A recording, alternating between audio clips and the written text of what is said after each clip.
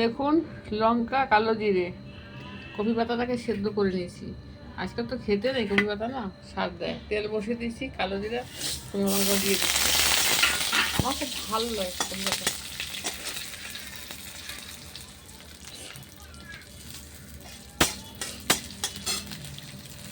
এই যে রসুন দিয়ে দিলাম, এটা ভাজা হলে সরকাটা মিশিয়ে কটা কাঁচা লঙ্কাও দিয়ে দিলাম, এই ঝাল ঝালই হয়।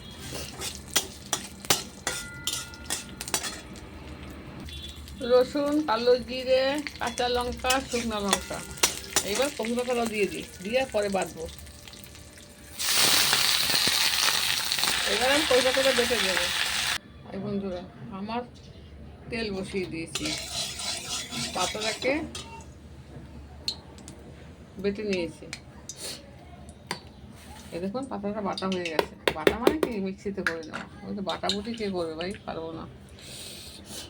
এবার এটাকে দিয়ে দিলাম। এইটা কপি পাতা ভর্তা বলুন, যাই হোক, ভালো করে সেদ্ধ করে নিয়েছি। কালকে সেদ্ধ করে রাত্রে রেখে দিয়েছিলাম। এ দেখুন, কপি পাতা বাটা হচ্ছে, বাটা হয়ে গেছে, ভর্তা হচ্ছে। এখন কী করবো, আমার কুকুরটা অসুস্থ, আবার এখন একটু লেবু রস দিয়ে দিলাম। দেখুন, লেবু না দিলে ভালো লাগবে না।